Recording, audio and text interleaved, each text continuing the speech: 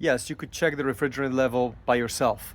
In this video, I'm going to show you how. I'm making this video because about 15 years ago, I had a guy coming over here and spent 15 minutes with very basic tools and did exactly what I'm going to show you in this video. I paid $100 and then since then, I saved $1,400 by not paying them to do it. Every couple of years, I come over here and check this old system, which still runs fine. It's 25 years old. As long as you have refrigerant in it, it's going to run just fine. You would think that it would come with special tools and some kind of like a temperature sensors and stuff like that. The guy came in, had 7 jobs that day. He had 15 minutes for me. It was over $100 service, and all they did is just hooked up to the low pressure, very basic gauges, and got a reading. So in this video, I'm going to show you how to do that.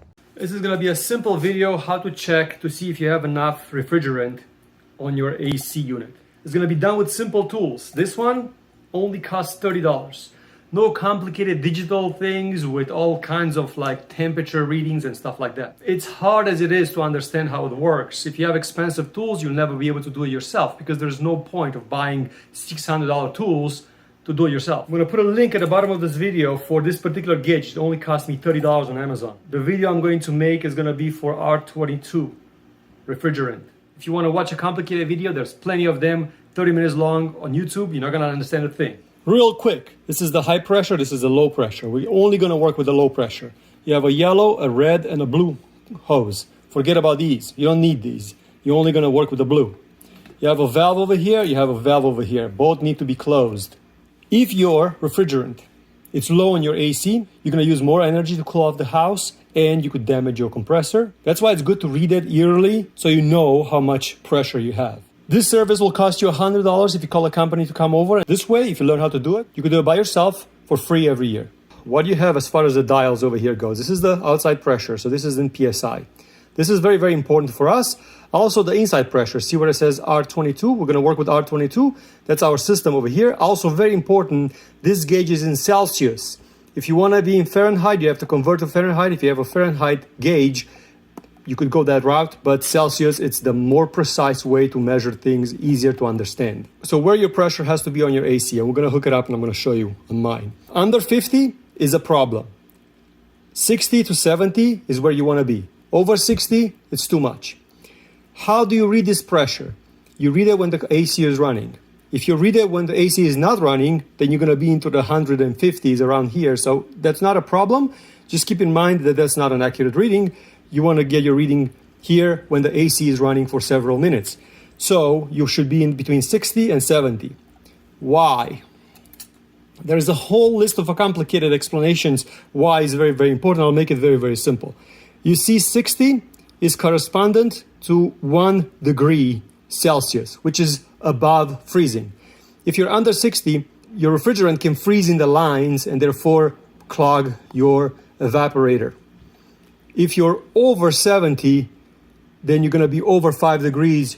It creates some problems with the gasification of the refrigerant.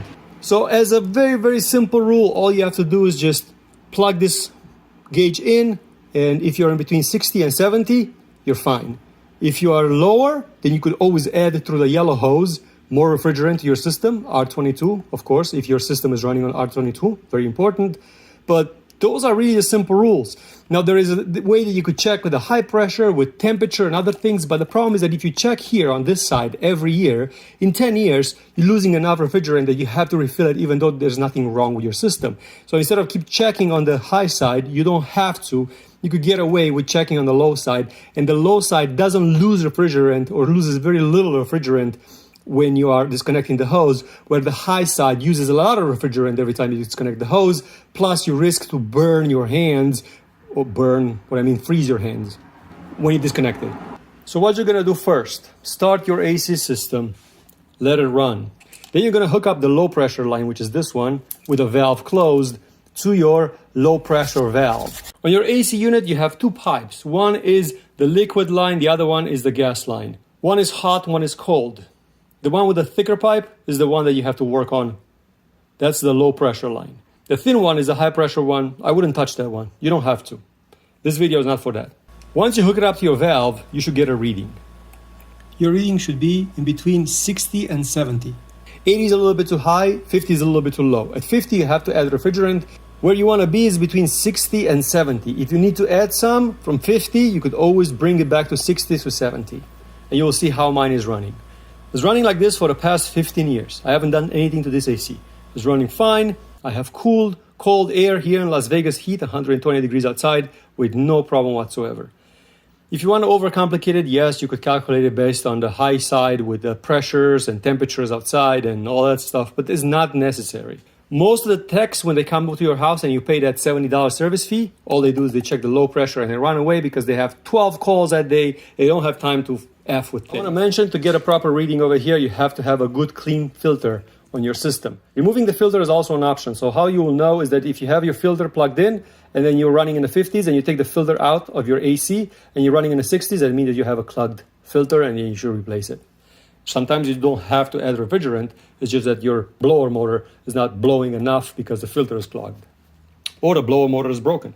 And now you got your reading, right? So you are in between 60 and 70, fine. If you're 55, not good. If you're 50, you're low. At that point, if you have to have refrigerant, get a refrigerant bottle here, plug it in, add refrigerant to your system. If you have to add refrigerant to your system, I would recommend for you to watch a video that shows you how to do that. But you could do it with this tool. It's very, very simple. All you have to do is just take the yellow line. Before you plug it into the can, you purge it. So you open up this valve. Refrigerant from the system is going to flow through this hose, through the yellow hose outside. Once you purge the system, the lines for air, what you're going to do is you're going to hook up the can to it. And then you're going to slowly release refrigerant into the system. And then once you get into the 60, 65, then you're going to stop and just let it be. And here you go. Now you know how to check refrigerant with one of these cheap $30 gauges. I've been doing this for the past 15 years on my AC system. I haven't paid $100 a year for the past 15 years. I have $1,500 in my bank account because of that. So thanks for watching. Click like, subscribe,